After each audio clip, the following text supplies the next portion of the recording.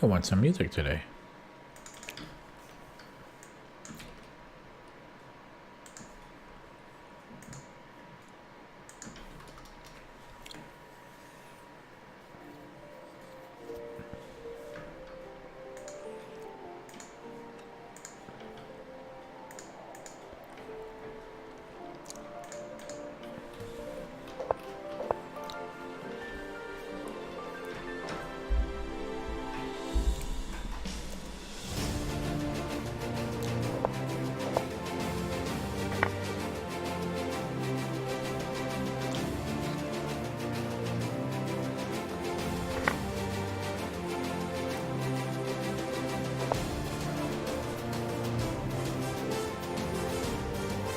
Decent attacking.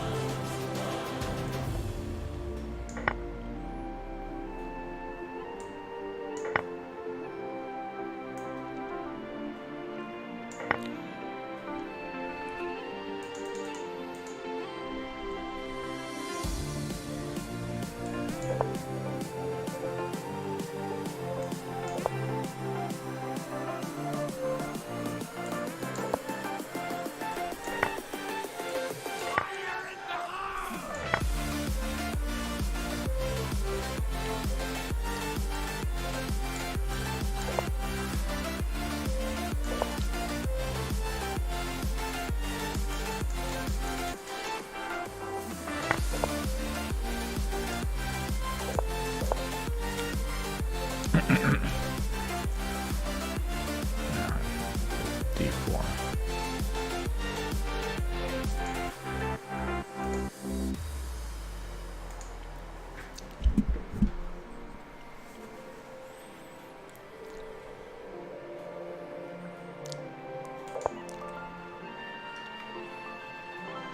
You can just respond to G5. And it's too symmetrical here. I don't really have any benefit.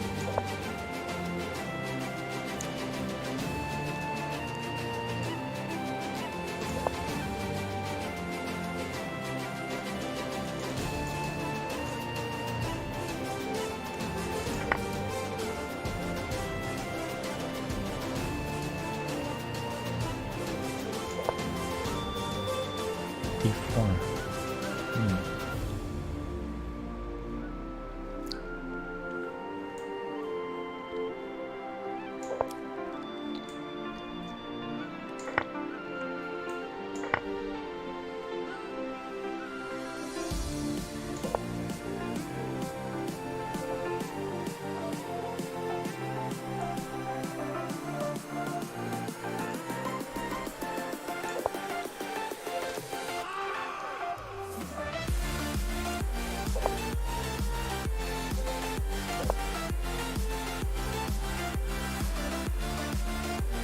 Yeah, how can you not be really happy as white here?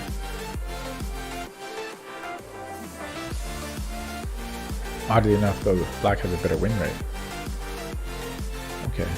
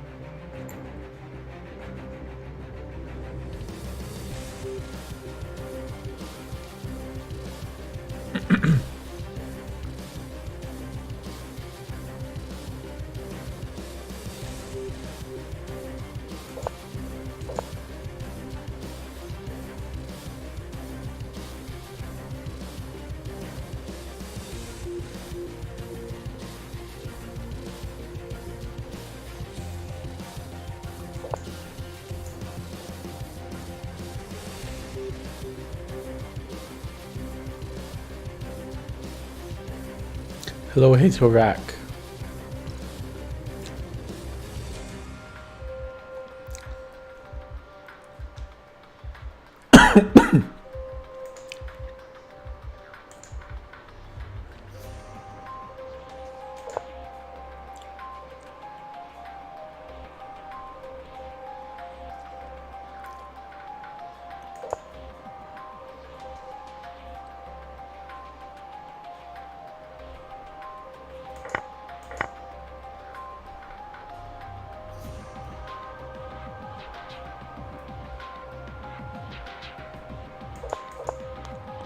Oh, I didn't take.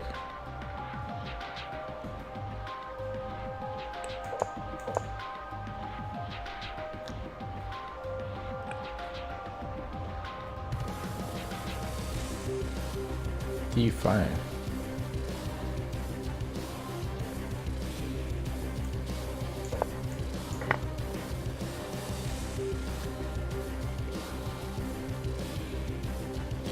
Yeah, I went to the tournament. I came back last night, so I'm really tired. There's YouTube videos of me discussing rounds 1, 2, and 3 on my YouTube channel, if you were curious enough to watch those, because I'm not going to be going over those again. Later today, after I look at this game, I'm going to look over rounds 4 and 5. I haven't analyzed them yet.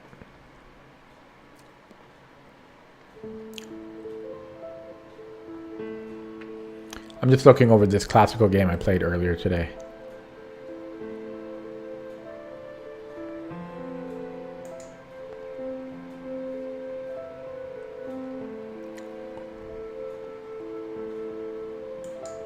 Okay.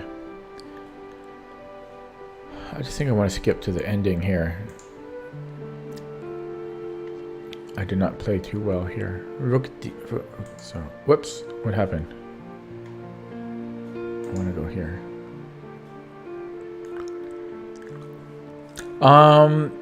The link to... I don't have a name yet.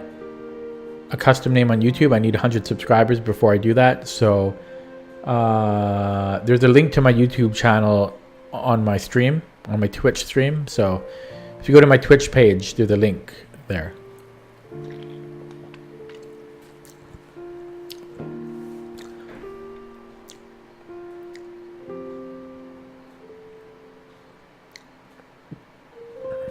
Those videos aren't of the highest quality because I was streaming from my laptop from the hotel room, but I'm home now.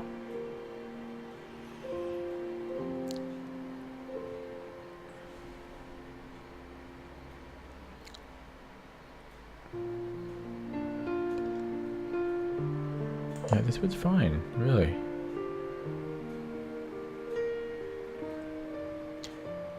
Rook to A5.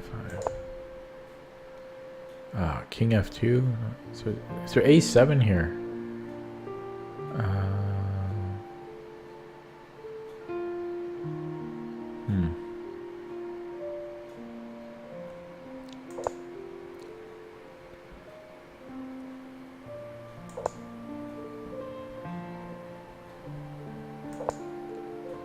Oh yeah, just. Huh. Oh, it's really good that bad, but yeah, just. And that was a terrible move for him, yeah. Yeah, Rook B3 is the best move. Yeah, not too bad. So basically, the most notable thing is, I think from here, this move was not best. I made this move too quick. King F1 instead? Yeah, I guess he can't even back rank mate me, so that was kind of a waste of a move. I'm surprised King F1 is so strong here, though. Okay.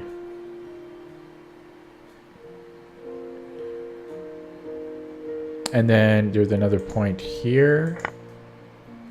It's saying Rook G7. If King here check, and then, well, wait, why is this so strong? Goes here. Oh yeah. Okay. Okay, well I might look at round 4 now.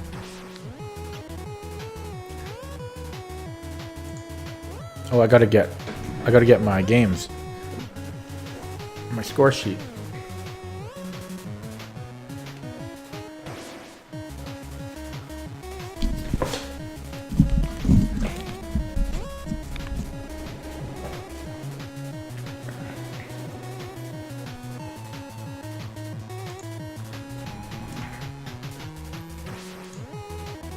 Okay, I'm gonna turn off the music here.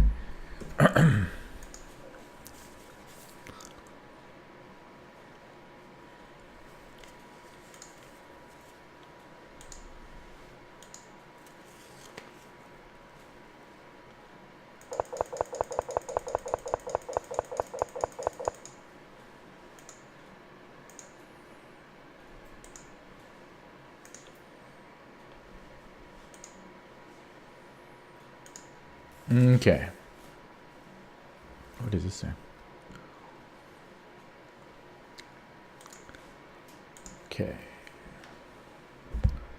Yeah, so I am going to go over round 4 now. Oh. Hello, Draconic Fae.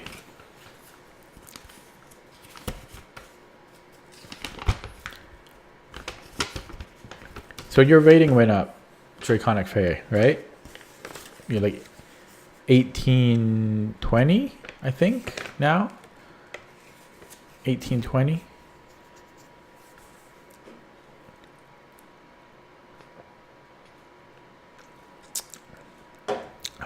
Mine went down 6 points.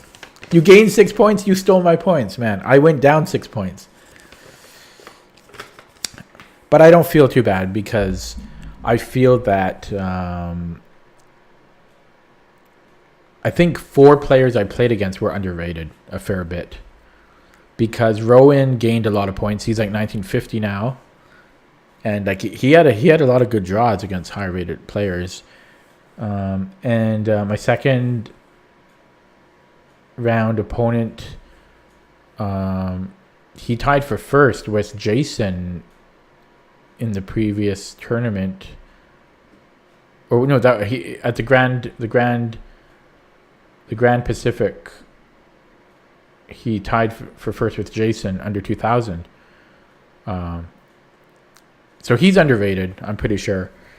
And my 4th and 5th rounds opponents were little kids, and they're for sure underrated, I think. So I don't feel too bad. I'm going to look over those last 2 games right now. They were quite interesting, I think. Got lucky in the last round. I thought my rating meant more than it does. Who was your last? It was that Amir or something, right? Kind of a question mark on him, I think. Like, I don't think he's played too many games.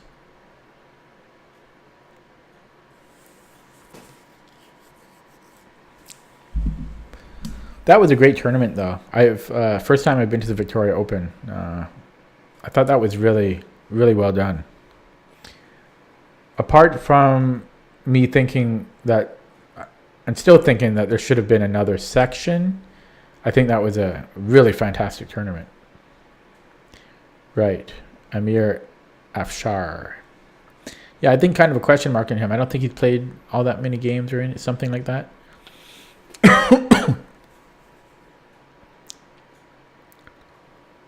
Yeah, oh, that's the guy. I know. I thought I was the only one. I didn't want to say anything to anyone because I thought they would just think I'm weird. But I thought, what the hell? It looks like freaking Kasparov. It was so weird, man. I thought I was the only one. I was like, how come no one is like... He's like even like wearing like the same type of clothing, like kind of like a vest, dressed up vest. It's basically... Yeah, because in the... Yeah, I saw him. I think in the 4th round he was playing like in the next board, and I was like, "Holy shit! Am I remembering what Kasparov looks like wrong?" And he thinks a long time from the game that he was playing. Like he uses a lot. He uses all of his time, and from what I saw on the board, he plays very conservatively and solidly, which is kind of scary to play against. Yeah, it's Kasparov. I thought I was the only one. I thought that was so weird.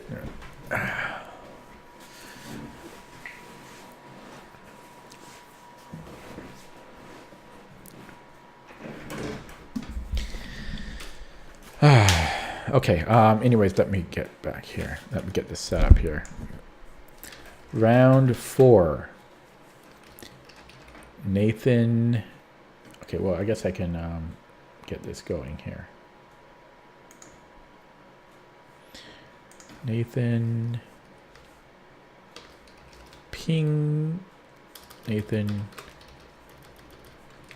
Ping Ying Wu. 1428.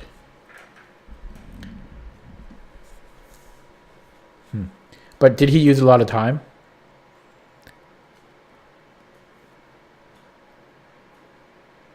By the way, I guess I was watching that Lincoln Campo guy, and he seems to be in major time trouble every game. Kind of weird, like insane time trouble. Really strange. That Lincoln. I think he ended up with a win though. I think he got one win at the end.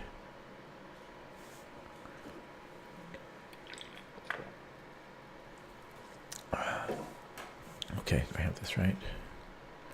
Orientation. Oh, right. Yeah. Okay. Pinging Wu.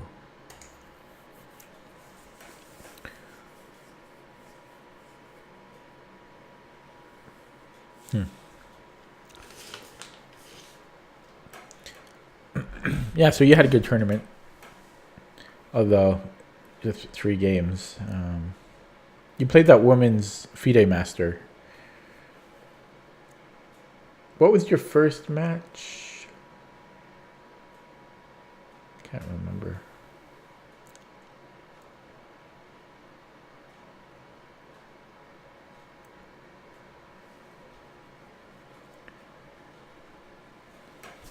Okay.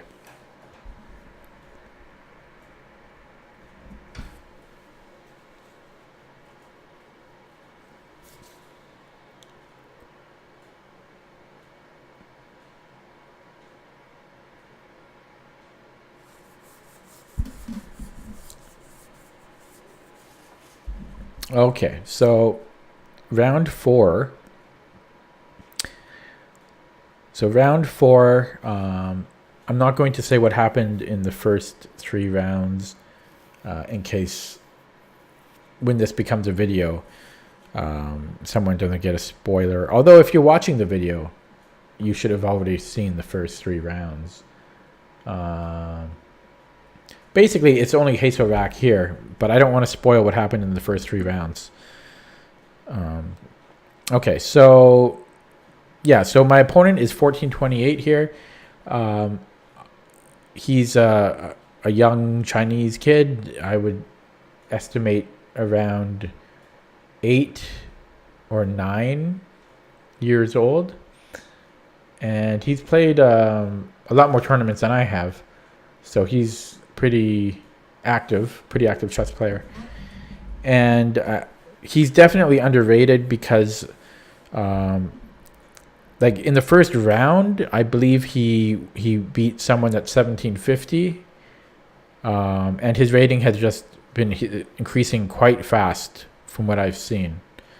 So he's definitely underrated. I knew that going in. But kids are always underrated. But he's especially underrated because, yeah, as I say, he beat a 1750 first round. Okay. So I was white. I played e4.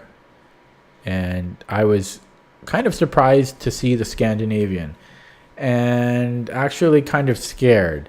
Now, when I play online, I love seeing the Scandinavian. I love playing against the Scandinavian.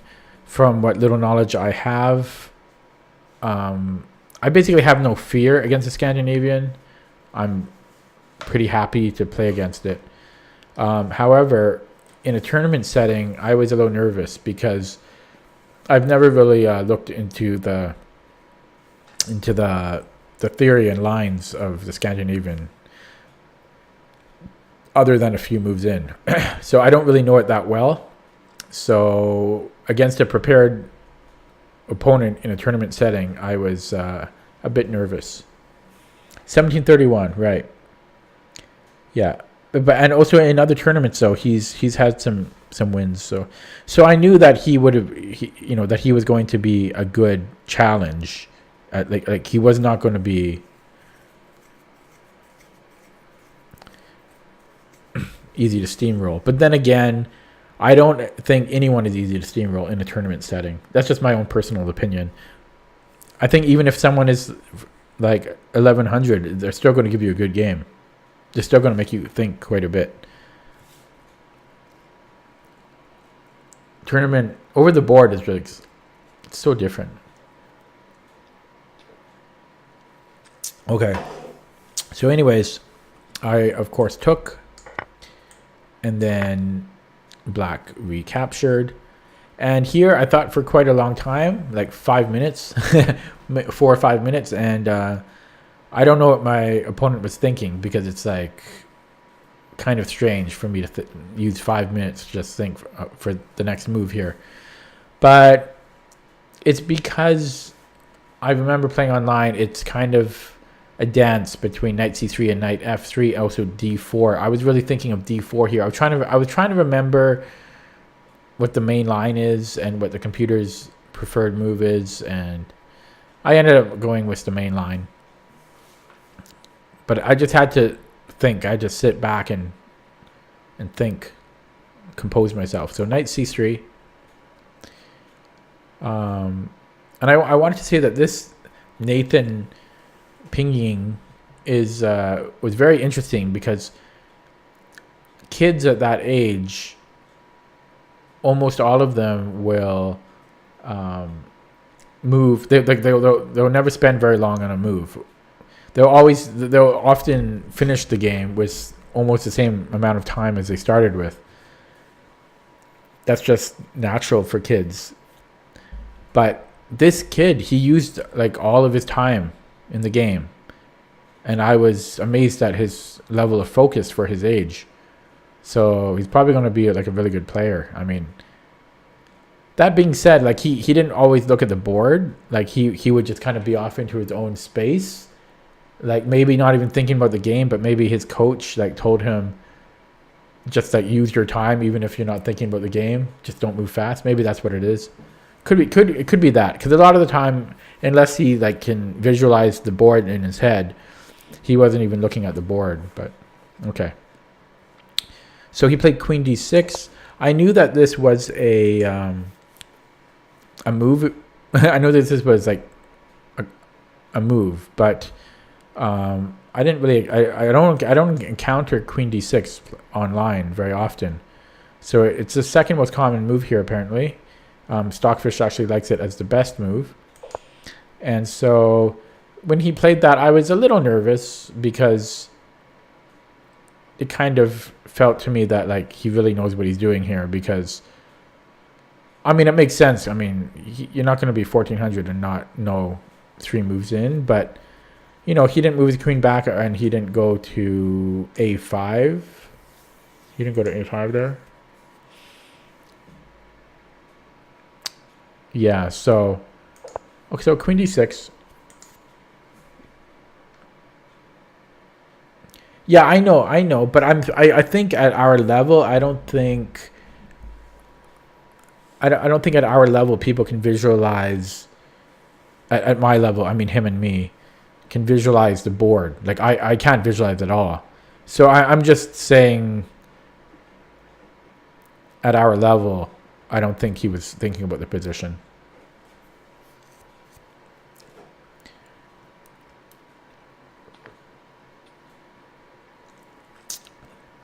Okay, so I thought for quite a while here again. I probably spent like 6 or 7 minutes on this move. And I played knight f3. So I guess that's the second most common move here. In the future, I would play d4, because it is the main line and Stockfish likes it.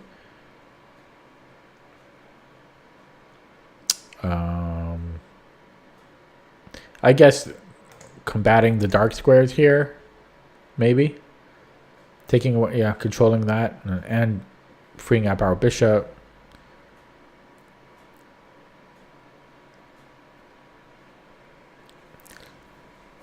Yeah, I cannot visualize the board at all in my head. Like I cannot play blindfold 2 moves in. And I've really tried. Like before I go to sleep, sometimes I try to visualize the board. I just can't. I think it's I'm sure you can train it, but I think it's a natural ability. Like I cannot, as hard as I focus, I cannot visualize anything. All I see is blackness,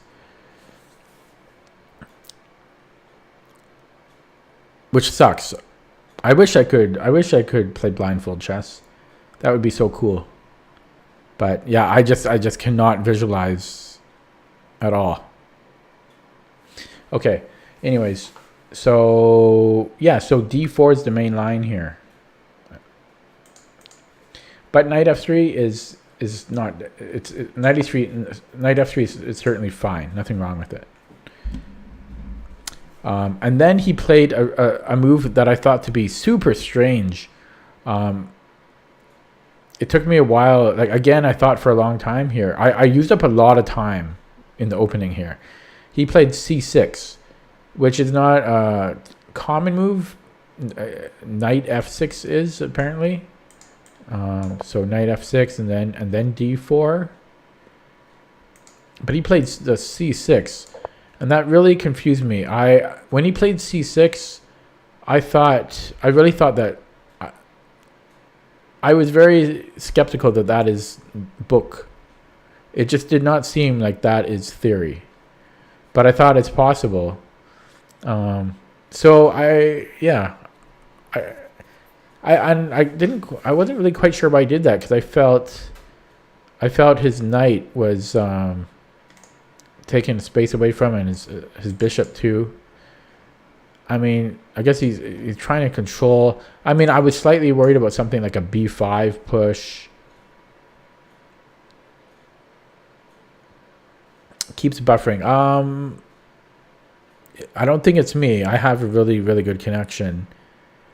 It's possible it's me, but it could be your connection. I don't think it's anything on my end. Or it could be Twitch. Everything is good on my end. Yeah. Okay. Yeah, so the c6 move really threw me off. I ended up playing d4, which is the best response.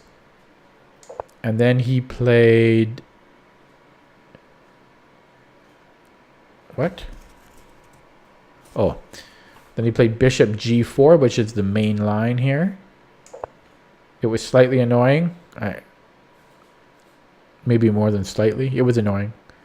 Okay, so here again, I thought for a very long time. I used a lot of my time in the opening here. Probably at this point, I would estimate I had used maybe about 21 minutes on the clock, which is a lot for 4 moves. 5 minutes per move. And because I used so much time in the opening, it really reinforces the fact that I do believe openings are good to study, as long as you don't neglect endgames and tactics and everything. Okay, so it looks like bishop e3 is the main line here, which I did consider. I'm trying to remember why I didn't. But I didn't. I think the reason I didn't play bishop e3 is I actually didn't. I was a little scared to castle queenside. I thought b5, a5, he can push things on if I castle queenside.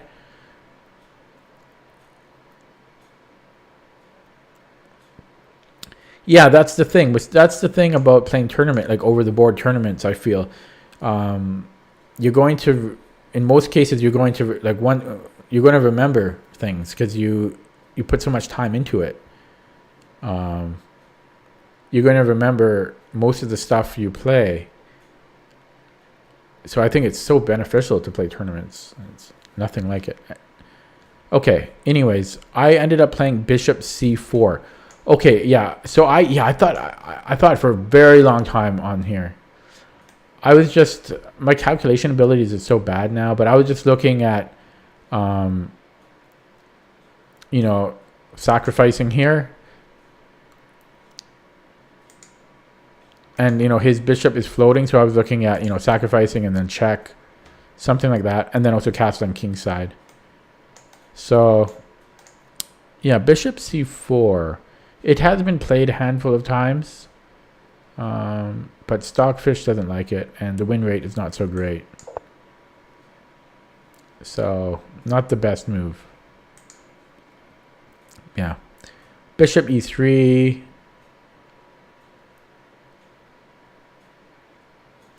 Stockfish likes bishop e2 and bishop g5. g3, knight e4. Surprised Stockfish doesn't. Stockfish, whoops. Anyways, bishop c4. And then he played the best move, which I was hoping he wouldn't play, but knight f6. So no sacks for me on f7. And then I played bishop e3, which is okay. It's actually, yeah, the best move according to book, or the most common move. And black played e6. So I haven't looked at this game. So this is, I'm looking at everything for the first time out since I played it. Yeah, e6 is the best move for black. Then I played queen e2. This was another point in the game where I thought for a long time. Whoops, make this a main line.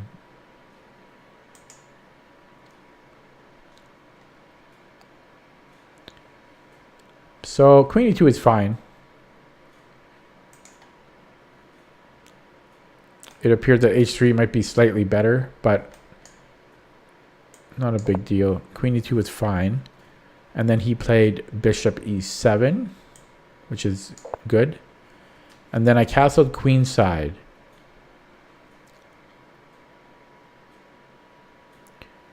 Oh, is this when things got really interesting? I think it is. Let me see. Oh, no, maybe not. Queenside. Yeah, so Stockfish hates this castling. Oh, wait, no, it didn't get interesting yet. Sorry. So black played knight bd7. Then I played h3 finally, which is the best move. Yeah, so this is round 3, hey? Round 4, I mean. Okay. So h3, bishop h5, g4, bishop g6. Okay, so here, yeah, I make, according to Stockfish, it doesn't like, so I played rook e1. I thought for a long time here, but I ended up playing this.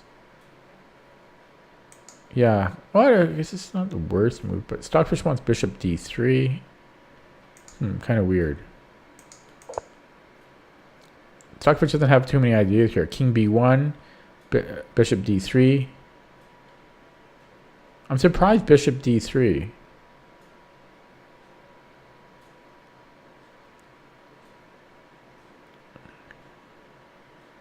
Nope, that was, wait, no, that was the 5th game. That was a very interesting endgame, and I'm pretty sure I butchered the endgame there. I think there was 1 or 2 ways I could have won in the endgame, but at that point I was absolutely exhausted because I played like 7 hours of chess.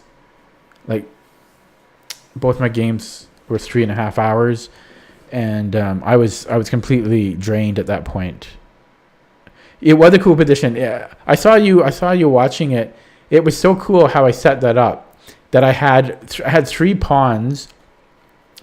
I had 3 pawns like holding back black completely, and they were so advanced, right? I had, I think, 1 bishop there too in my base, I had a bishop and 3 pawns, but it was holding my opponent off completely, and I had a king free to leave that and do as it wanted. It was a cool position, yeah. Okay. No spoilers though, in case somebody's watching, but that was definitely that was a fun game, but I was just so exhausted at that point in the game. Okay, anyways, so rook HE1, move 12. Black castled here. Stockfish is recommending B5. Counterattack. Yeah, B5 would have been good here. Okay, so he castled. And then I played knight H4, which is the best move. And then he played B5, which is the best move. And knight takes G6 is... Yeah, it's saying bishop B3 is like 10 centipawns better right now. But taking it was fine. I took it with the H pawn, and then I played bishop D3. Right now, Stockfish is saying black is tiny bit better, but it's basically equal in this position. Okay, so bishop D3. And then, yeah, he played B4, which is the best move. And then I played knight E4, which was the best move. And then queen C7, which was not the best move. Stockfish is saying knight takes. Knight takes, and then knight F6, replacing this. And then I have to move the bishop back. Yeah, I can see that. Okay, so you played queen C7. And then I played F4. I think this is a mistake. Yeah, F4 is just bad, apparently, because of knight D5. Right. Yeah, things go sour for me here. I knew about knight D5, but I'm not sure why I went for it anyway. I think... Okay, yeah, because I didn't know what else I'm going to do. I don't know, like, how am I going to stop knight D5?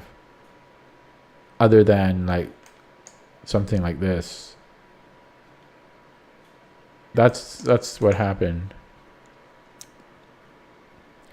Here, Stockfish likes H4 or queen F3, which I don't really understand.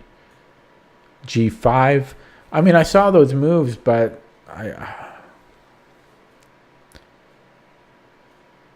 like, what if G5 here, then H4? Oh, yeah. Stockfish really likes that, and then H4.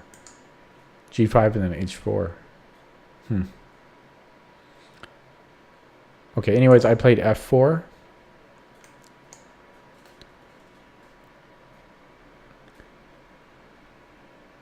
Oh, I thought he played knight D5. No. So after F4, he took on E4. And then bishop takes and knight F6.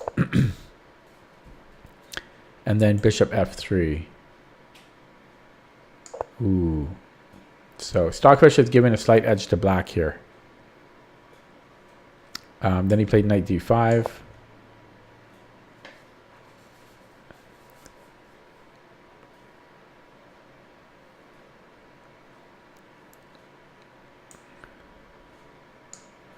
And then he took with the C pawn. He thought for a long time there of which pawn to take with. He thought, like 20 minutes or something. I played G5 here. I think my plan with G5 and then H4. So this was quite a big mistake. This was a huge mistake, apparently. Because G5, I just lose the race. It's saying A5 here. Instead, Stockfish recommends queen D3 or f5. Interesting. f5, g takes, wait, f5, g takes, wait, f5, g takes f5, g takes f5, e takes f5, rook f1. Interesting. It's also recommending king b1. Did Stockfish like bishop takes knight? Yeah. That was the best move. It also likes h4, but equal evaluation. It likes bishop takes knight. Obviously, I didn't want to trade my bishop for his knight, but his knight was just too menacing, and he had some real issues here. Because I was looking at, like, he could have done this move. I was like, he could have sacked his knight with knight c3, and if I took, he's got this killer pawn. Like, then he can play queen here, and what am I going to do? So I just wanted to get rid of, I didn't want to give him any chances there to do something like that.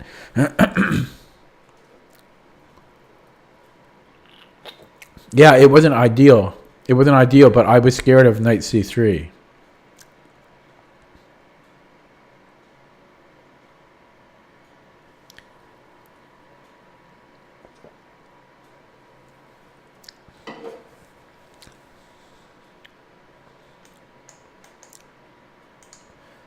Okay, anyways, I played g5 here.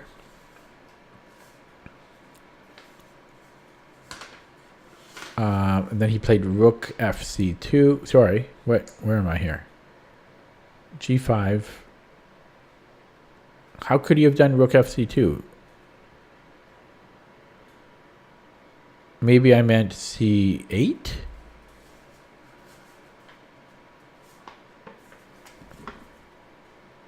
I must have meant c8. Strange. Okay. I played king b1, which was the best move. Then he played queen c4.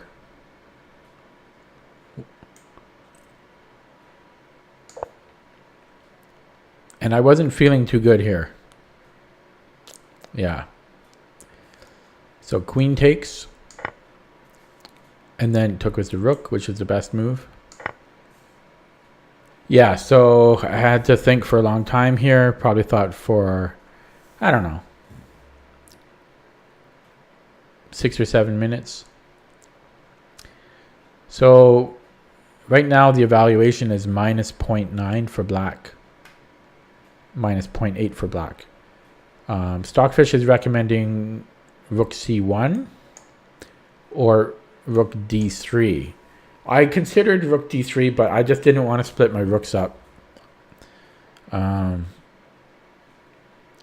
It's also saying h4, but I thought that was like a meaningless move. So not really any good options here for white.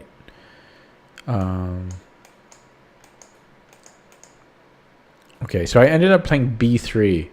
Not a move I would like to make, but it seemed to make sense to me. So yeah, the evaluation, yeah, it's not the greatest move, but it's not a huge blunder either.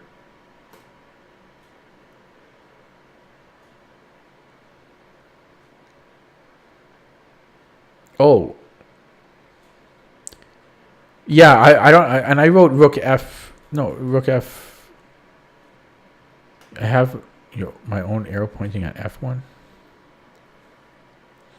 Okay. Anyways, b3, rook c6, which was the best move, and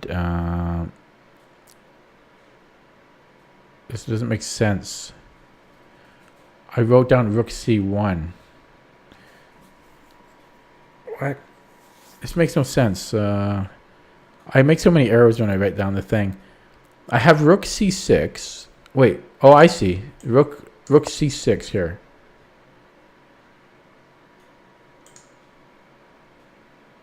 So not rook c3.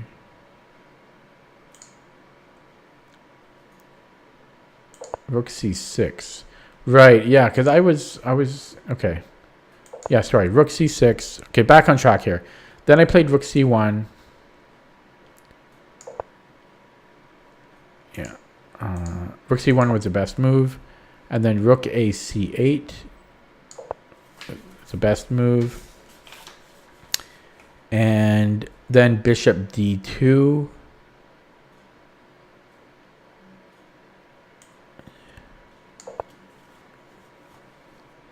And bishop d6.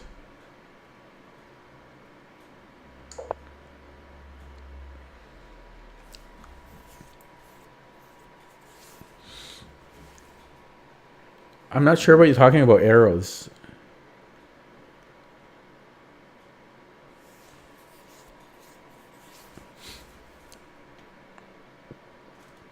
So, bishop d6. I played rook f1 here. Wait, no. This makes no sense. I'm already on f1. Oh, yeah. Okay, I screwed up here. Never mind. Here. Yeah. Sorry. It's not rook f1. So move 25. Move 25. Rook c1. It was rook c1, then rook a c8, then bishop d2. Right. Yeah. Then bishop d6. Then rook f1. Okay, here we're back on track. So he made this move, which was very interesting and confusing at the same time. And then later in the game, I thought it was kind of a brilliant move, but I think I interpreted that wrong. Anyways, he played the very odd move here, a6. It was just a weird move. I played king b2, which is the best move. We're finally trying to get this pawn break. He played king f8. And I played rook f3. I thought for a very long time here. And at this point, I think I was down to like 20 minutes or something. I could be wrong. So I was really debating between pushing first.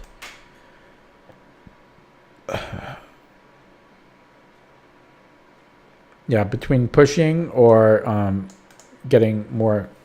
The problem is with pushing, I was a little afraid that like his king can get in here quick enough. If I had the rook here, that can slow that progress down. So I played rook f3, but Stockfish is actually preferring, yeah, just c3. So c3 would have been the best move. So I played rook f3, and then he played king e7. Then I finally played c3. So things will explode here. He took. And then I took with the f rook. And he played king d7. Not a good move apparently. It would rather Stockfish is wanting him to trade first. I guess to maybe do a pawn break there. To keep his king here and then do a pawn break afterwards. After this is traded down, release his double pawns. Yeah, that makes sense. But he moved king here. Move 32. So I obliged and I traded first on his side. And we traded down here.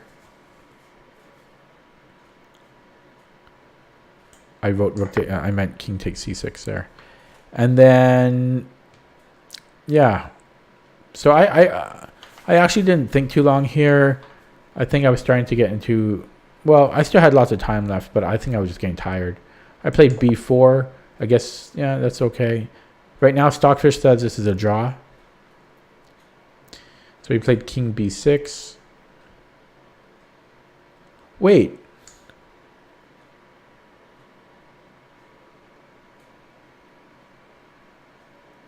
This is the game. This is that game with the pawns. This is the game where I had the 3 pawns. But on the 4th rank. I thought that was the fifth game for some reason. Oh, right. Yeah, it was this game. Kind of sad that you remember it better than I do. Yeah, so this is how it came about. It was interesting. Right now, Stockfish evaluates every move here as a draw, by the way. But I think I might have messed something up that I might have been able to win this. Okay, anyways, move 34. Yeah, so b4, king b6.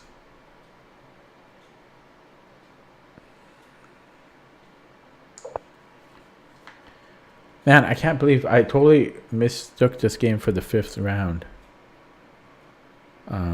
King b3.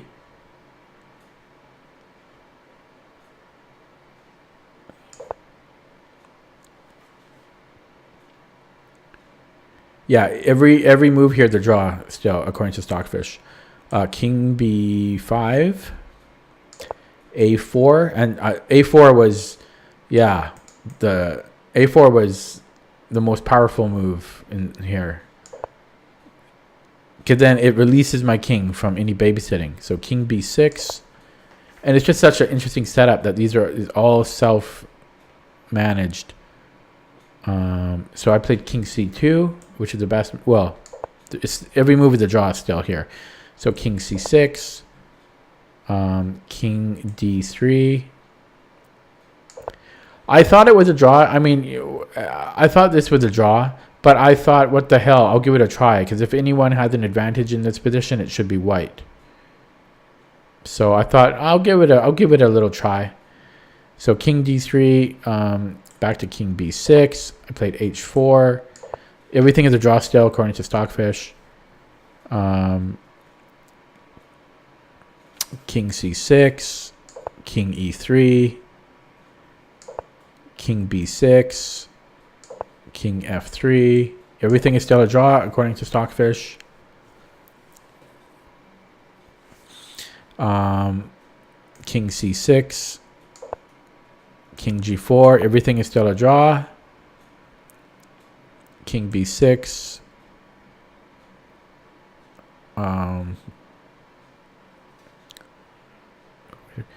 Okay, play h5. Whoops. Sorry, king b6, h5.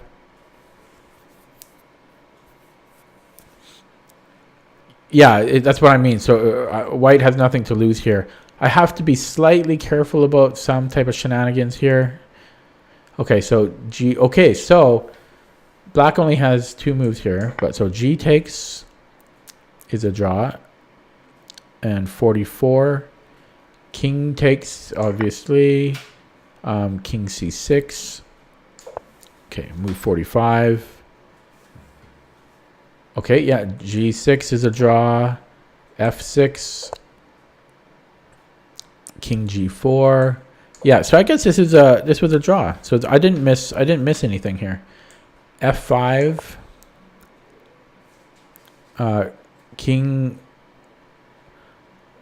I played king g5, but if I played in this position again, well, it's hard because I don't want to leave this pawn alone.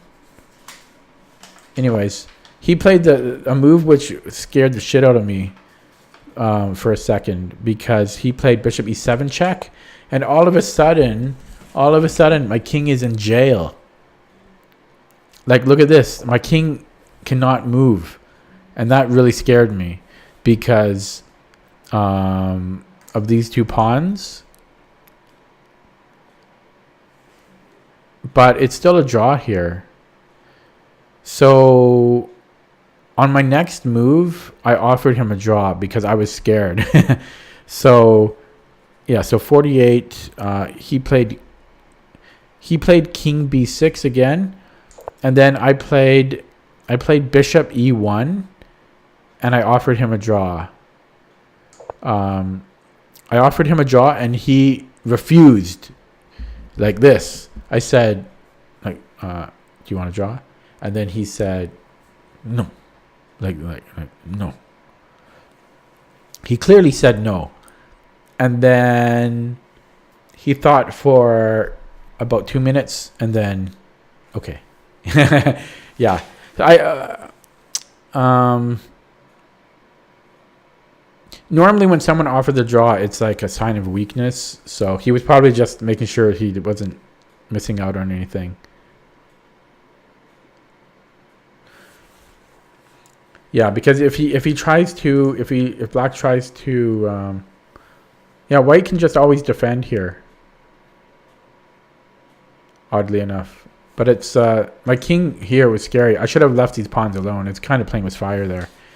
But I wanted to try to I wanted to win. I had really low score at this point. And hello, Piggy in space.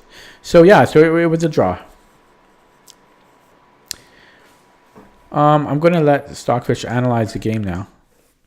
So basically, not much. I don't think there's too much to learn from that game. It was a lot of small inaccuracies. There was nothing. There was no big mistake. The only thing is in the opening. That's just the main thing I came about it in the game here. It was. Oh wait, what was it? I don't even remember now. Here, yeah. Well, D4 is more popular than Knight F3, and then also on this line, not Bishop C4. But yeah, Bishop E2 or Bishop, yeah. But yeah, just D4 here. D4, Queen D6, D4. Okay, let me refresh that. I'm curious what. Yeah, so if you look at this, it was. I think both sides played pretty well here. Let me just load up my screen here.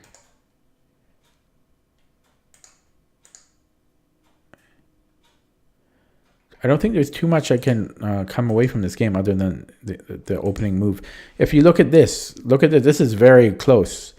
The shift in evaluation didn't really shift that much. So white was, it was a draw from move 31.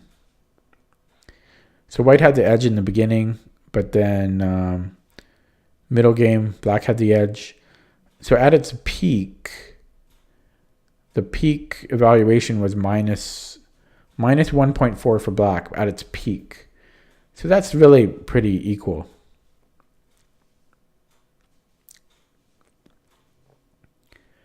Wow, holy shit. The end evaluation is, it's only one mistake for white, one mistake for black. 14 average center pawn loss for both sides. So we played a pretty good game.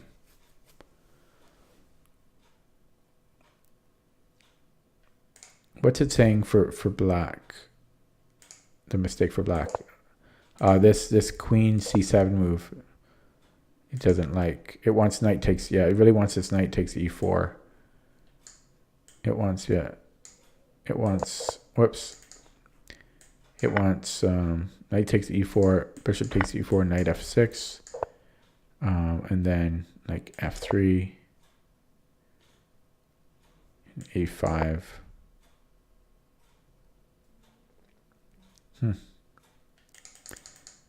Yeah, I'm surprised. I'm not about that. I'm surprised that 14 average center pawn loss for both sides for two low-rated players.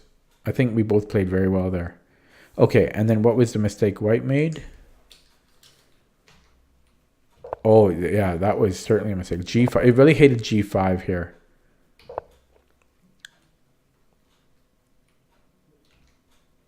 It wants king b1. King b1, rook f1. Oh. Unfortunately, I don't understand why g5 is so terrible. Because my plan was g5, h4, h5.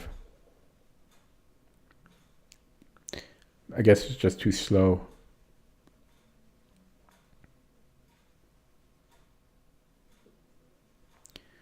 I guess I'm supposed to take black's queenside, kingside attack more seriously. But yeah, okay. So that was a draw. So next game, round 5.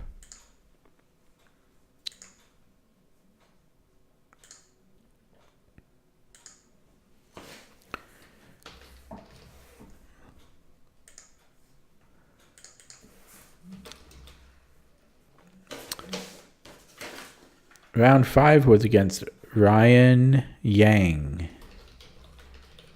Another kid.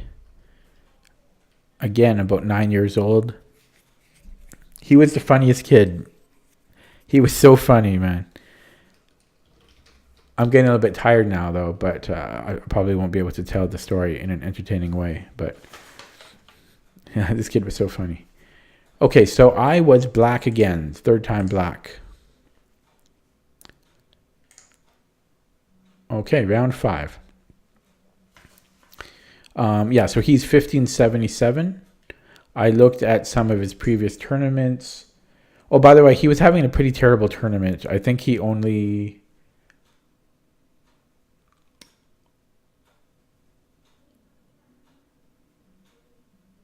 He only had 1 win, I think. Yeah, his score was 1 out of 4. So... yeah, he was having a bad tournament. And this kid played very fast. He played very fast. Okay, so he opened with e4. Interesting that no one, in my 5 rounds, no one played d4. I think that's probably kind of standard at this rating level. Okay, so e4, c5. Knight c3. Wait, sorry. Why did I write that? I mean, why did I move that? He played knight c3, which is the closed Sicilian. And I only very briefly looked at this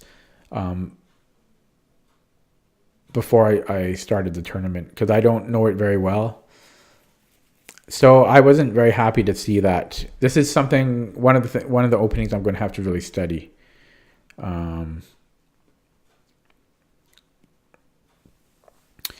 I knew that knight c6 was the main line, but yeah, I really don't know this very deep. So I played knight c6. And he played knight f3, which looked normal, but yeah, it's actually not. It's the 4th most common move here, according to book. Although Stockfish likes knight f3 at best.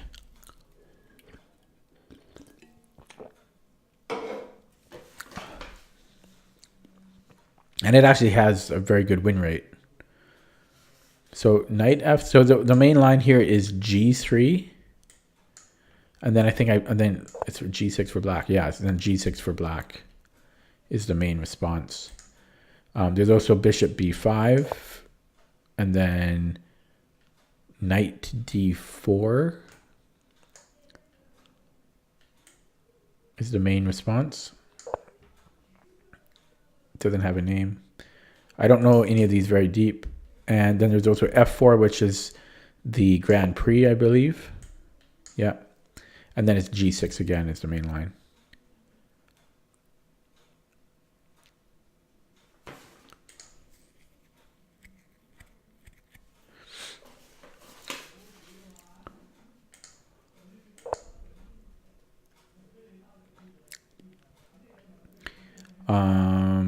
Yeah, so he played knight f3.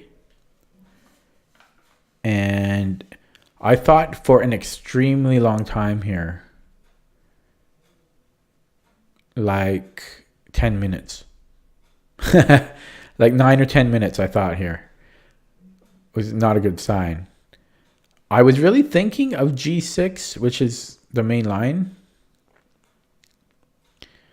But I ended up playing d6, which is but all of these responses by white are equally played. So there's basically 5 responses here, and they all have roughly the same evaluation and win rate.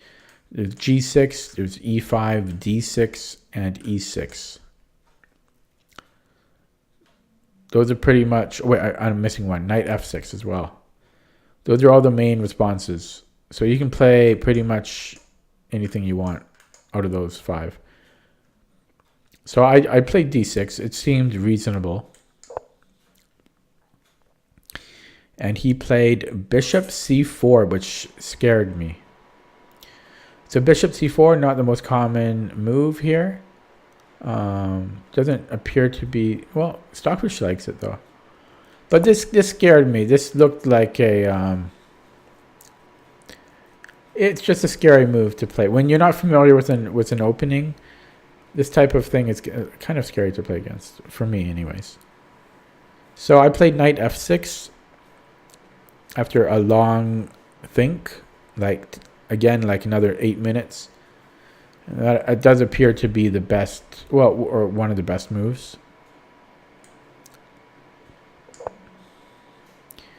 And white castled.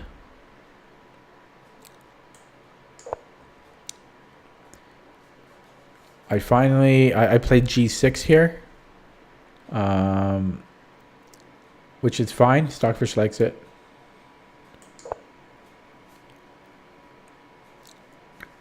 White played d3.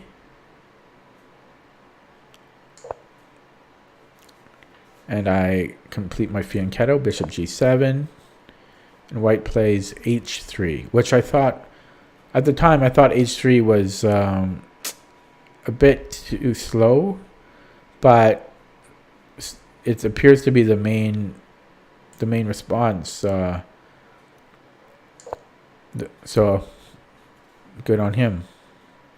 I castled, best move, and then white played bishop e3. A good move. So no weaknesses from my opponent yet. Bishop e3. Yeah, I thought for a very long time. Like, I used a lot of time. I thought, like, I at this point, I think I had like 50 minutes left. And we're only on move 9 or 8. Only on move 8. And I think I had like 50 or 55 minutes left here. So anyways, I played knight a5. Okay, so that appears to be somewhat of a mistake. Some grandmasters have played it though. Instead, it appeared... Well, yeah. So, I don't know. Stockfish likes a6. I considered that, but I ended up liking knight a5. The move order difference. It also likes h6, queen c7. I kind of like queen c7. And e6. Okay, so knight a5. Bishop b5. a6. Yeah, and so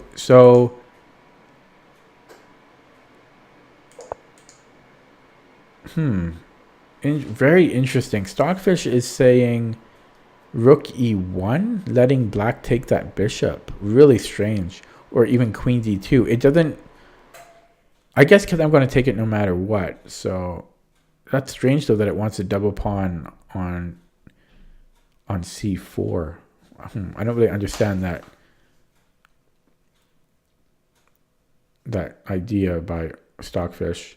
Because I was happy what happened here. So bishop b5. So yeah, so a6. This is what I calculated. So bishop b4, b5, bishop b3. Okay, so Stockfish actually doesn't want to take the bishop here. Which I considered not taking, because we could always take it at a later time. But I decided I would just take it and then work on some type of attack there. So I took, And he took with the A pawn.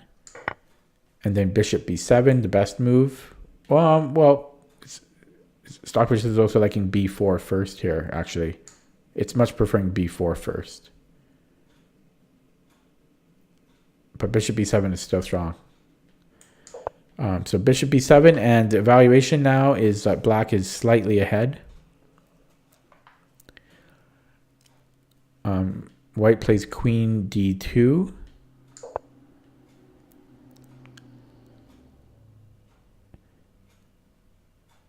And I play b4, which I was happy because I was happy with his knight on a4 because suddenly this knight cannot move like for the rest of the game. Can't go anywhere. Hello, Mr. Sabon. You missed round 4 and we're halfway done round 5 right now.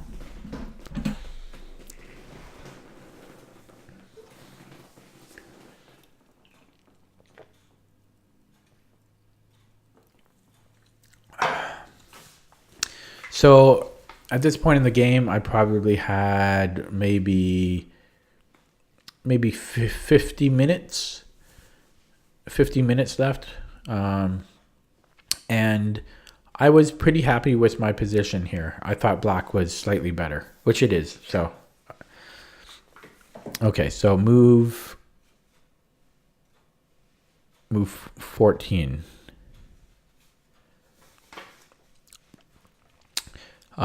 Black played knight d7. Sorry, knight d7, which was good. And white played bishop h6, which I thought was very strange. Because I'm not going to... Yeah, oh, shit. Wait, sorry, what am I talking about? What? No, something's wrong here. Did I miss a move? I must have missed something.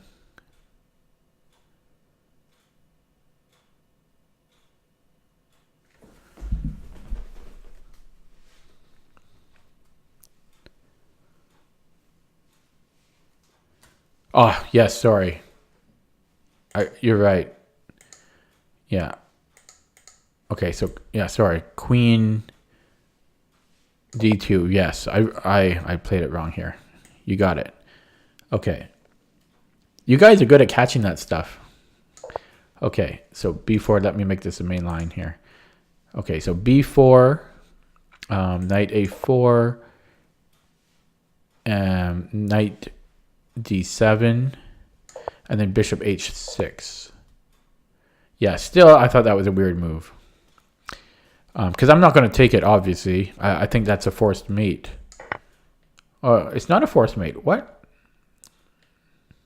Okay, but I thought it would have been a much better valuation for white than it was.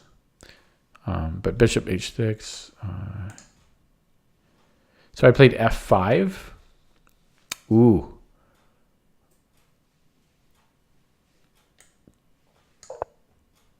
f5 was a mistake.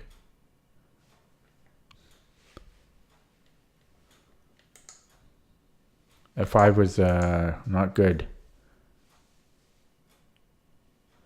You really? I don't mind the bishop h6. I feel that it wastes a move for that side.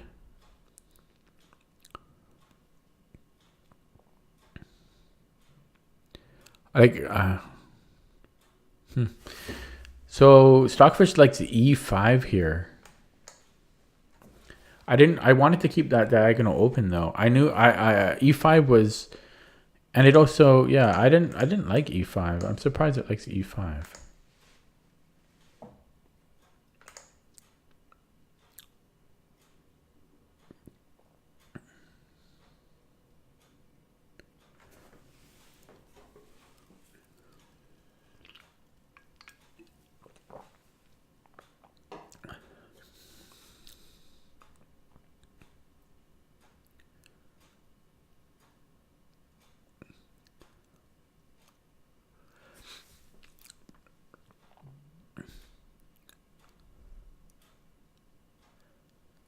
I don't know. I just figured to me it seems like it takes one attacker away from white. It's one less piece for him to attack with and coordinate with the queen. I'm not trying to argue. It's just my view.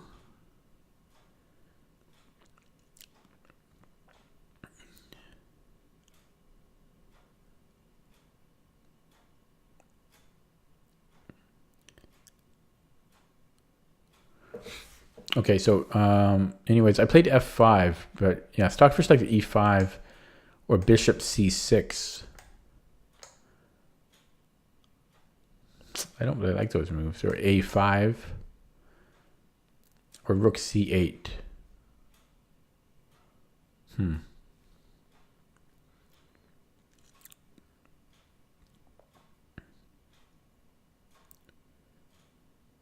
That's a good point, Draconic Fae. That's a good point. When you say that makes 100% sense to me.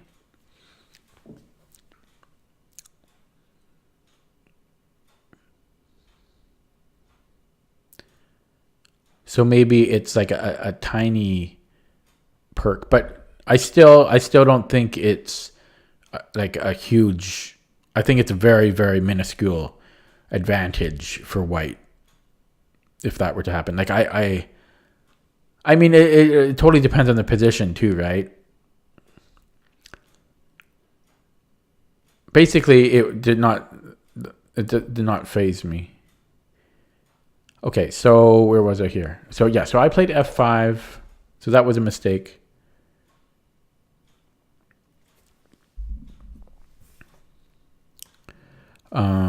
Bishop takes g7.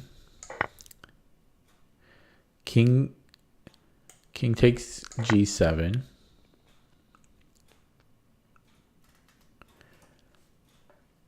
Knight g5. Okay, so white missed a d4 would have been good apparently. Break open my center. It breaks open his center too, but I guess he's got his rooks. He's a little more coordinated. Oh yeah, okay, yeah, that makes sense. That can kind of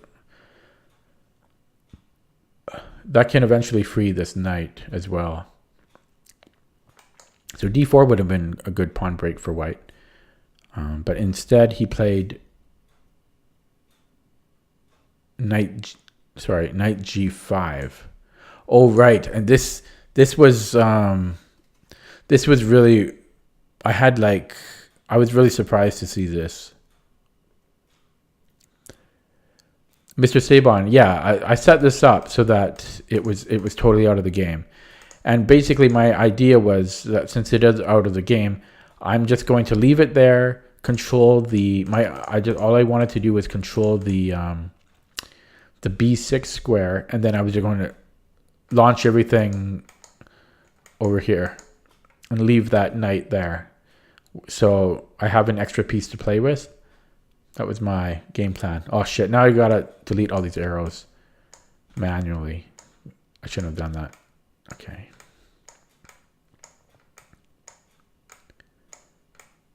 Okay, where was I?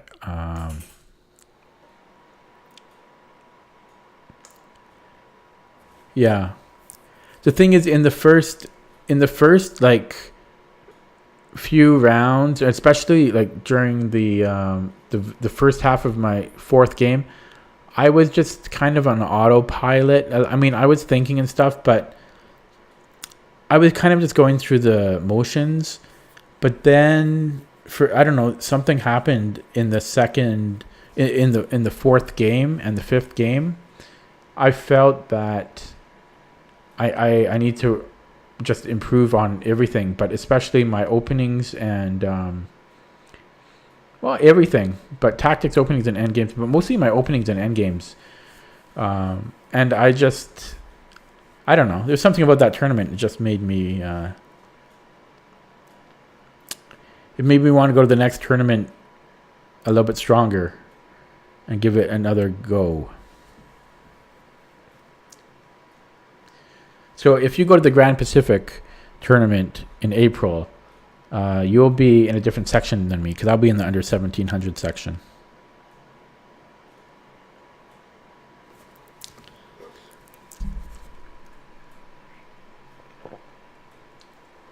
I think I have I've got a decent chance of placing in the top 3. Like, I've got a chance. I'm not going to, I decided that I'm not going to the BC Open. Traveling to Victoria is one thing, but going to the mainland, I don't really want to do that, especially just a month away, a month after this tournament. Kind of expensive as well. So yeah, I'm not going to the BC Open, but I want to go to the Grand Pacific Open if I can swing it work wise. But like a 4-day tournament would be so freaking fun. 6 rounds. You should enter the Premier section. It's FIDE rated.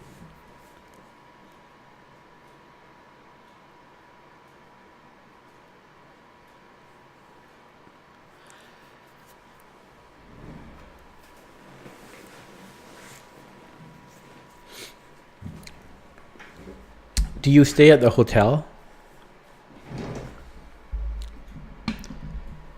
Okay, so king takes g7. Well, it's a chance for you to increase your FIDE rating.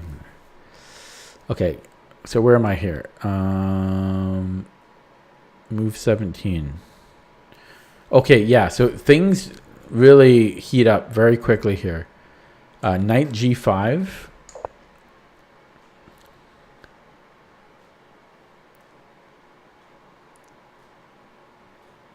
Oh, that's a good way to save some money. Okay, rook f6. Rook f6 is the best move. Yeah, I mean, it's the only move. So this I was really scared here. Like, I didn't see knight g5. I just didn't see it at all because I did not see this hole. I mean, I was pretty tired at this point, but that's not an excuse to not see. I should have seen this hole. So knight g5 really scared me. So I played rook f6, the only move. And white played e takes f5, which, okay, e takes f5. And yeah, I wasn't feeling good here. He's ripping apart my cover. So g takes f5 is the only move. But the evaluation at this point, even though it looks ugly for black, you have to consider that white's knight is still out of the game, and he has double pawns. So into the endgame, this is not so bad for black. But the evaluation is actually minus 0.4 for black here.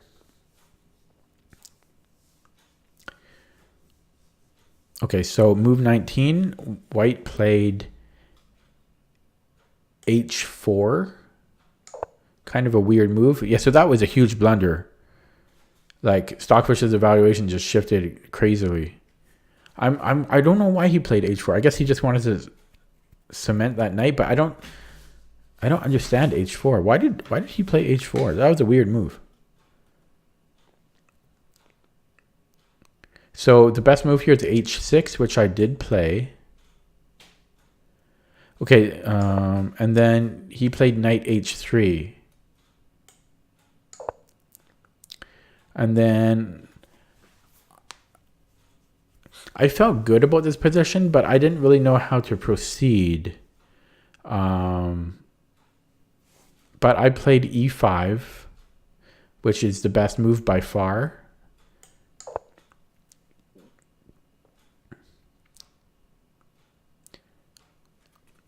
And white played f3. I played, okay. Here I really thought for a long time. I thought for like 8 to 10 minutes on this move. I was just kind of losing concentration. Not really. I was trying to focus, but I wasn't getting much done in my head.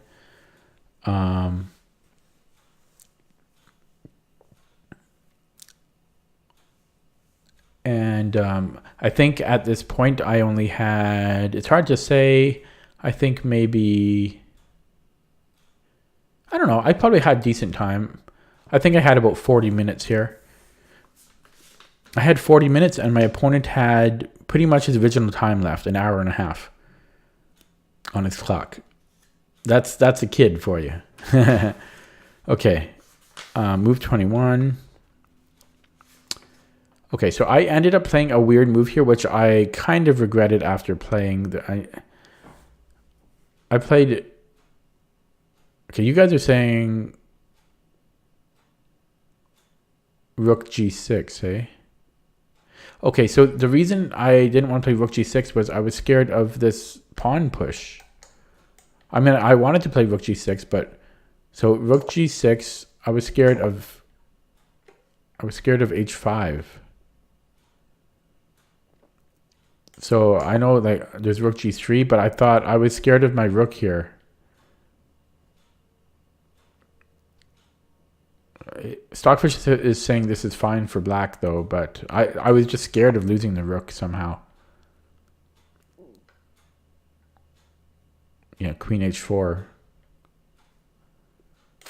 So I didn't play Rook G6. Instead, I played a super weird move. What do you guys think? I played a really weird move here. I'll give you a hint. It's not in the top 5 Stockfish moves. I played a really weird move. I must have thought for 10 minutes here at least. I thought for a really long time on this move. I was wanting to play Rook G6 so bad. But I was so scared of H5. This was like the hardest move in the game for me. Knight B6, never. I want that. I'm not touching that knight. That knight is a gift. That's the best thing that's in this position. No.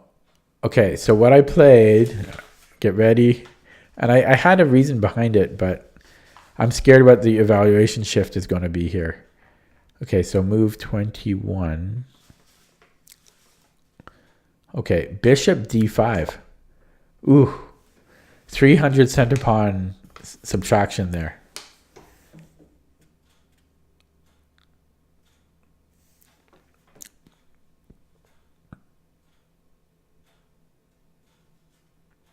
So my idea here was I wanted to go on this file and like play Rook G6, but I was so scared of H5. So my idea was to bring the bishop down to F7. This is what I was wanting. That's what my idea was. And I forget how I was going to go about it. I think I was going to then like move the king, and then I forget how I was going to do it, but I had a plan. And then I was going to move the rook, and then if he pushes, then I was going to just like, then I was going to I don't know, go here or something.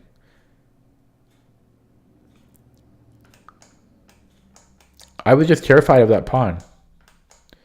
I used up so much time on this. Okay, so move 22. Wait, this can't be right.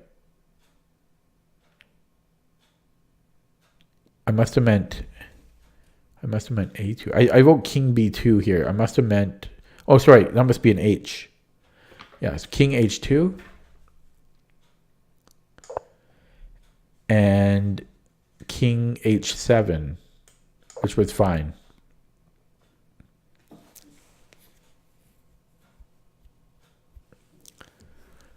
Yeah, well, for now, the bishop is still on the long diagonal. So, okay, so 23. White played queen f2, which was fine. And I played queen g8, which was, I think, a bad move. Yeah, not the best move, not the worst move, but yeah, it was better. Instead, Stockfish likes f4, which I did consider. To be honest, I was fatigue was really affecting me here. I wasn't calculating too well, as you can see. Okay, so black is still winning here according to Stockfish evaluation. Next move. White played g3. And I played queen f7, which was the best move. Which is interesting because after I played it a few moves later, I kind of regretted queen f7, but Stockfish says that was the best move. And then white played rook a e1. Sorry, rook a e1.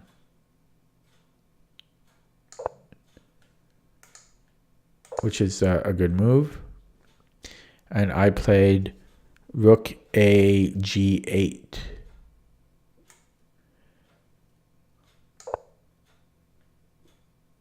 Stockfish doesn't like that. Instead, sorry, no, it does. I don't know why it changed its mind. So that was the best move, yeah.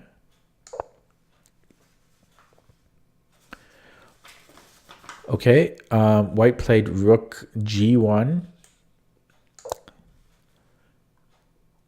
Okay, and this kid was so funny for so many reasons. This is just a little Chinese kid. I've got a photo of him. Let me hang on. Let me find it. It's already on the internet, so I don't feel bad about like putting it on stream. Okay, hang on here. How come it's only showing that? Okay, I see. It's this kid here. And he was so funny. This is the kid I'm playing, by the way. This is from a different round. That's me, obviously. But it's this kid here. This is the kid I was playing. And he's so funny for a number of reasons. Just little kids are just so funny. So I'm playing him, right? And as I told you, he moves pretty fast because kids just move fast. I'm thinking, I'm sitting there thinking, and I'm looking at the board. And then, he leaves the board. And then I'm still thinking. And then I kind of see something over here, over my shoulder. I kind of see something, and so I kind of look, like, and I see him. He's over my shoulder, like literally. He's right behind me. And then he's just like, he's just standing behind me, and he's just kind of like he's just kind of like he's not paying any attention to me, like I'm not even there, and he just kind of like and he was just viewing the board from my point of view, which I thought was so funny and so cool. So he walked around the table. Did they do that? Oh man, yeah. So he walked around the table to look at things from my point of view, to get some different ideas and stuff, which I totally understand because sometimes I do that when I play online. When I play online, sometimes I switch point of views. It's very interesting to do that. Anyways, he did, and then he continued to do that for many times. Like he would get up and walk behind me and look at it. And that was so, I don't know. He did so many funny things. He's a funny little kid. Okay. Close that here. Whoops. Okay, where was I? So rook g1, move 26. So I played rook fg6. And white played rook e f1.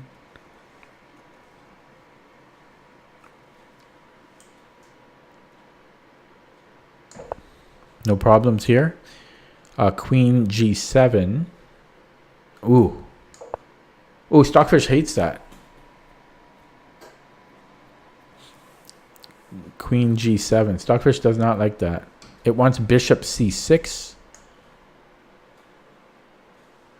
or queen E6.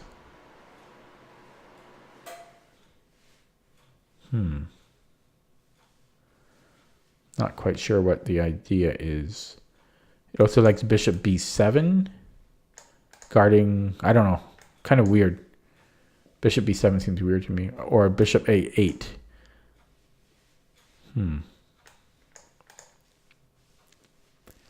Or rook F6. Okay.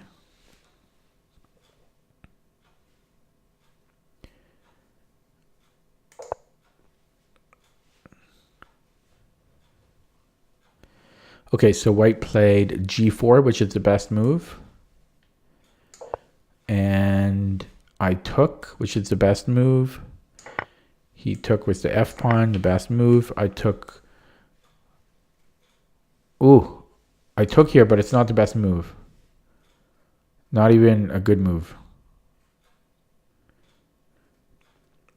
Stockfish wants... I considered these moves. Oh, actually, yeah, rook F6 looks good now.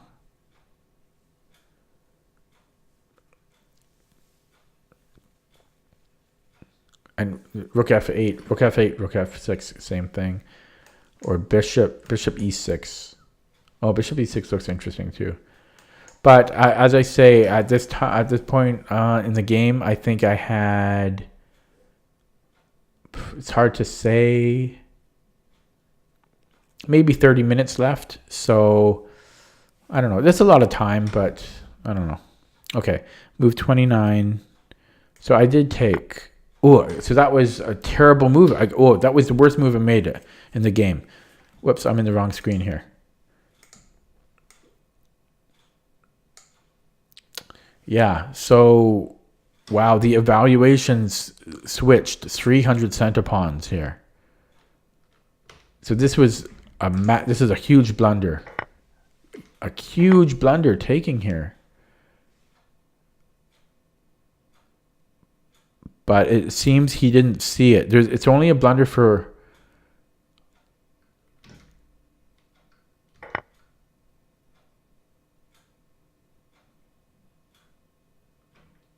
Oh, wow. Neither of us saw the reason why. Knight G5 check. What? Wow. Knight G5 check. Yeah.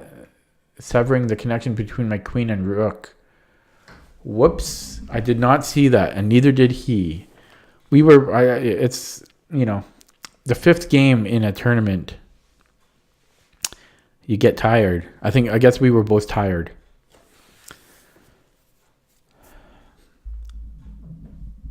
Because I'm sure I would have seen that if I wasn't so drained.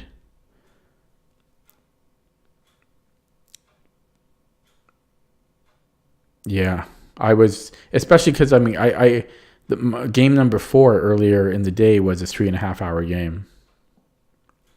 Like it's yeah.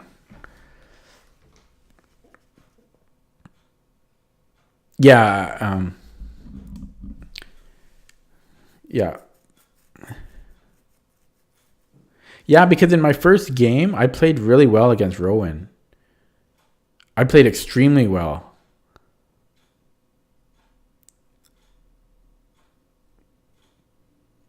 It was very close to a draw. The move I missed was not kind of a hard move to find. Well, not that hard, but okay. Anyways, getting back to this game. Wow. So I missed that. I totally missed that check. I guess you could call it Zwischenzug. Okay, so he made, yeah, so he looked at the same move, which what I calculated here was this check. This is what I calculated, but then I discovered that I could defend against this properly by just moving my king back. But that's what I looked at. I did not see this knight move. So he did play queen f5 check. I played king h8. The only move. And then he took, which is the best move. And I took, and he, whoops, did he take? Yeah, he has to. So, wait, 32, queen takes, and then I took. Man. So 33, move 33. He played rook g1, and I thought for quite a long time here.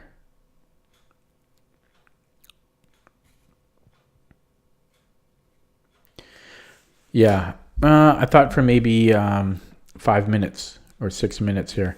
I think at this point in the game, I had maybe...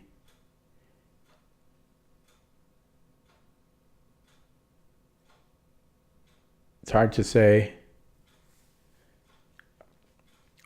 It's really hard to say. Maybe about... I had 15 or 20 minutes left, and my opponent probably had an hour and 10 minutes, something like that. Okay, so move 33. I actually ended up playing bishop e6. Did I really do that? No, that can't be right. Hang on. Move 33, rook g1, and I played bishop e6? Wow. A bad move. It just wants me to take and then king h7.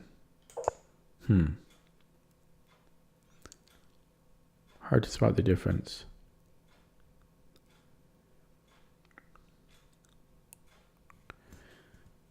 Okay, so he took and I took.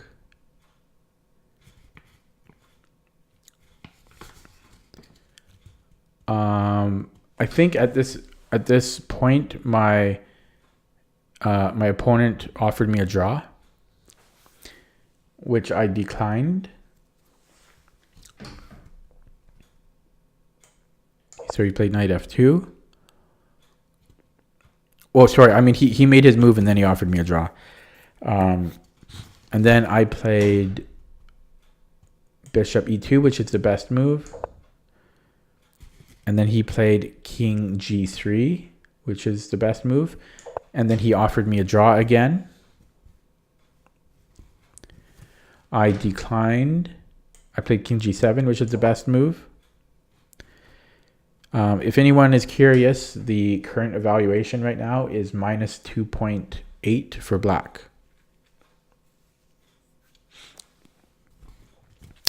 White played knight f4.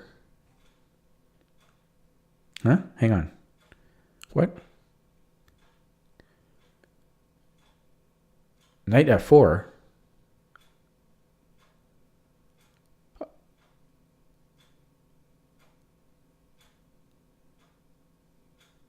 Yeah, I wrote knight f4. That's how tired I am. It must have been, yeah, it was knight e4, obviously. And then he offered me a draw again. And each time I tell him no in a different way. I think by this time I said something like not yet. Sorry, not. I said sorry, not yet. Sorry, not yet. So yeah, so he played knight e4. Sorry, yeah, knight e4. I played bishop d1. And he played knight takes d6. He offered me a draw again. I said no. I said no. I said like not yet, no. I said it nicely. I said no nicely. And 38, yeah, bishop takes c2. And then he played knight b7. And he, at this point, he was acting really strange. He was acting really strange. Like he was standing up and like blitzing out the moves, like, and boom, like very loudly, like not in a rude way, not in, I mean, he's a kid, but it was just strange. It was like as if he saw a winning solution and he was just moving really quick. And Really, I wasn't. I didn't mind his draws. It was a little annoying. It was a little rude. But he's a kid. And I think every move. I mean, I didn't mind. I don't know. I didn't mind. It was a little annoying, but it was a little bit annoying. It was a little bit annoying, but at the same time, I liked to know his position. I mean, I like to know where he is in his mind. If he's offering me a draw, I know that I have that to fall back on every move. So I kind of like that.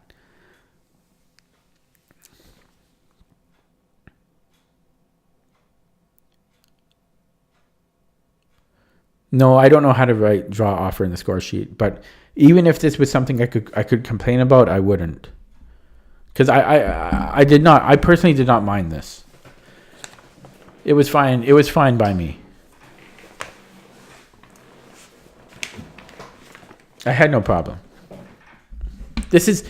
I get annoyed by a lot of things. But for this type of thing does not bother me. It does not bother me. I almost kind of like it. Okay, anyways, 38. Bishop takes c2. Okay, so white played knight b7, which is the best move, and I took on b3, which is not the best move. So I got hasty here. To be honest, I did not really think here. I did not think. Maybe I fell into his trap about moving quickly. So c4. c4, d takes c4, bishop takes b3. We have 2 under attack again. Cute. So it's also bishop takes d3, leaving that passed pawn. I mean the double pawn. That makes sense as well. I guess the reason I took here is I would be attacking his knight, but so what? He would just move the knight. So yeah, this is something to learn from. I moved here without thinking, which is something I almost never do when playing over the board in a tournament. So yeah. Hello, Andrew Run, by the way. This is I did not think about this move. So I deserve what I get there. So that was, if anyone is wondering, that's a minus 300 centipon move there. Okay. Move 40. Knight A takes c5. The best move. I forgot to mention the last two moves, every single move. Draw. Do you want to draw? Okay, I forgot to mention that. Assume he offers that every move. At this point, he's seriously done it like 7 times in a row, something like that.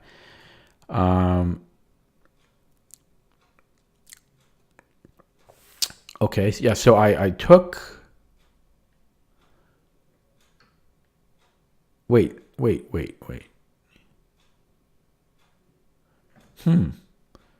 So I took here, but Stockfish is saying knight d5 is better. So I mean bishop d5. Yeah, I don't know. It did not bother me in the slightest. It really didn't. I'm a little surprised that you think it's. I can understand why it may bother some people, but it didn't bother me. Okay.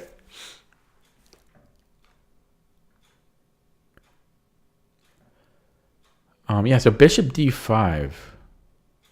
I was just so tired at this point, though. It's like I kind of just wanted the game to finish. And this type of position, for me, is like very annoying to calculate. This type of, get stupid arrows. This type of thing is very hard to calculate for me. And I was drained. I was so drained. So I'm definitely got sloppy at the end here. So unfortunately, I did take the knight, and he took again, and then he says draw. At this point, every time he's offering me a draw, it's a little bit less enthusiastic, kind of like he's giving up hope of me ever accepting his draw offer. Hello, Falkbeer, by the way. But he's getting a little bit somber in his draw offers now. Okay, so move 42. Sorry, move 41. I played bishop c2. Wait, that can't... Yeah, so bishop c2 is fine. And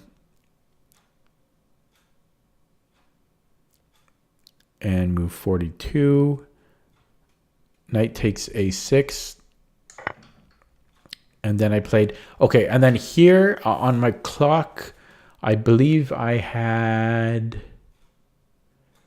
about 7 minutes or so. I had about 7 minutes here. And my opponent had about like 45 minutes. And this was hard for me. I was really deciding what to do. I was so drained at this point. I really did not know what to do. And after the game, my opponent went back to this position and told me there was a move here that would have won. Although I didn't think he was correct at the time. And looking at Stockfish's evaluation, I was correct and he was wrong. He thinks I could have made a move here to win at this move. But yeah, he's wrong.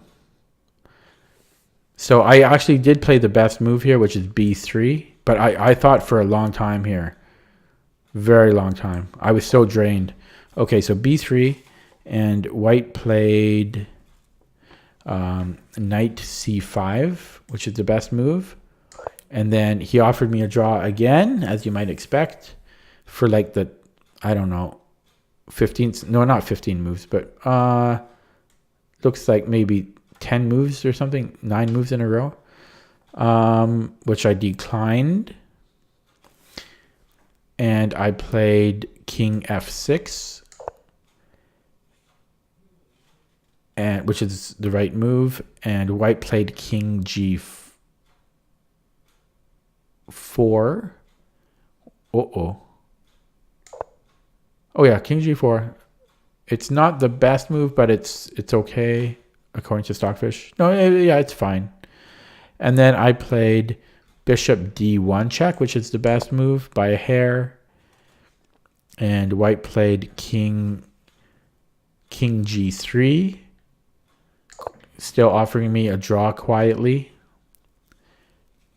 And I played h5. And right now, Stockfish evaluates every move as a draw here. And I was just so drained at this point.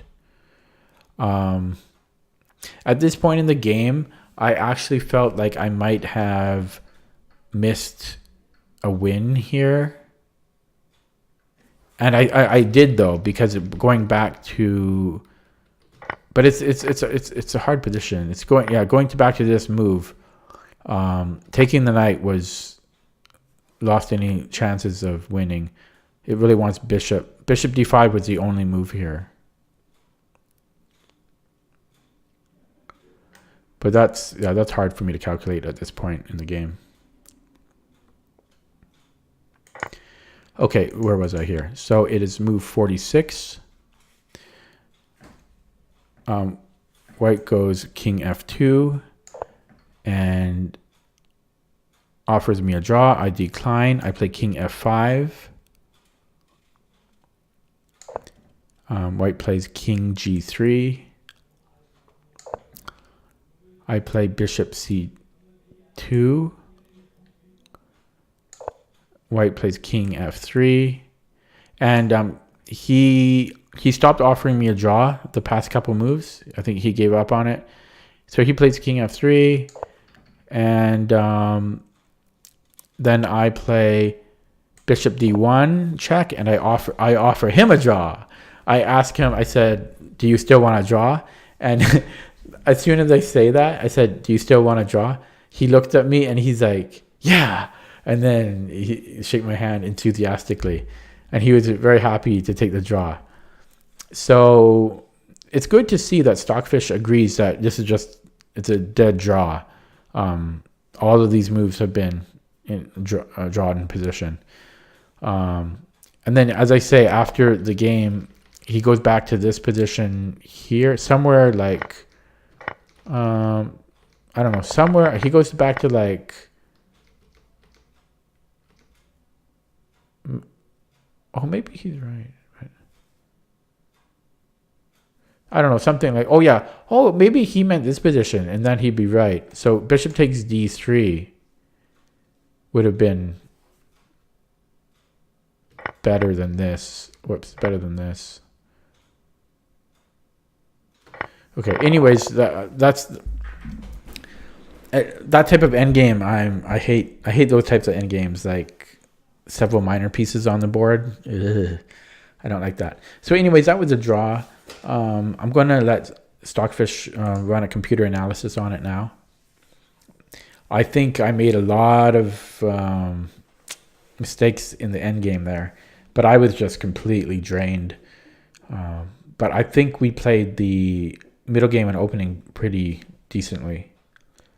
So this game, yeah, I really need to, it shows that I really need to brush up on the closed Sicilian, because I wasted a lot of time in the opening there, and it was a lot of guesswork on the opening. So I need to really look at the closed Sicilian. And I also have to go over some of the mistakes I made in this game again later. Okay, I'm just letting Stockfish run the analysis here. So I have some more photos of the tournament. These are just the shots that I'm in.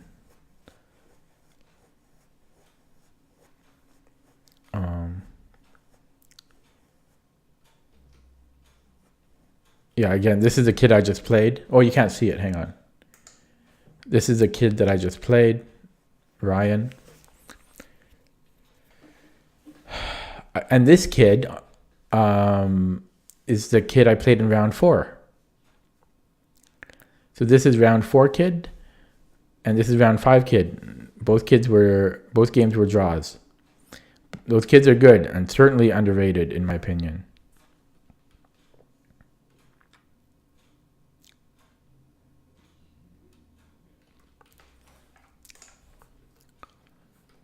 This is from round 3.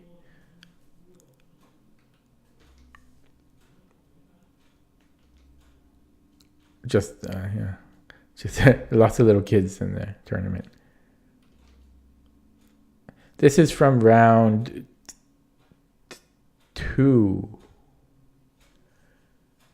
and I think he's a bit underrated as well. And I just got so crushed in that game, completely crushed, even though I prepared for him. And yeah.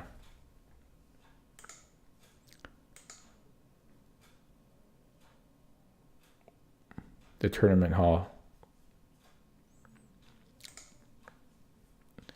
Oh, and there's somebody in that photo. There's somebody in that photo who was in the stream here, which I'm not going to point out. But yeah. Draconic Fae is in there. This is the under 1500 section here. Some kids. so many young kids. It's good to see kids playing though. There was also a lot of women playing, a lot of girls and women, so that's cool.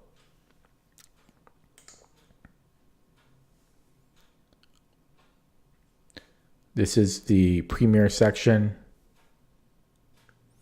How did he do? He was a floater, so he played 3 rounds.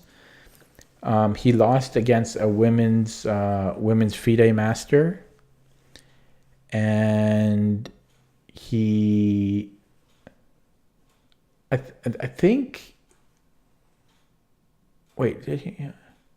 Yeah, and then he won his other two games. He won against. He was paired against like I think a 1500 or 1600 in round 5, which he won. A guy that looked exactly like a young Kasparov, like splitting image. I'm not even joking. And round 1, he won. I forget who his opponent was.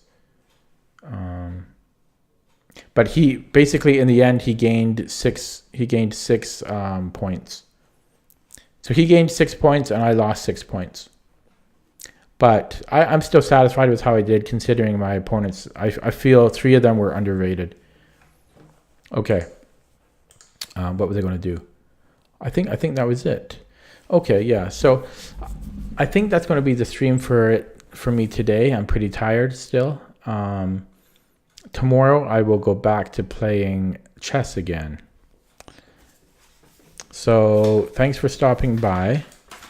Yeah, tomorrow I will get back to playing chess again, and I have from now till April, until the next big tournament, to improve and hopefully hopefully get better.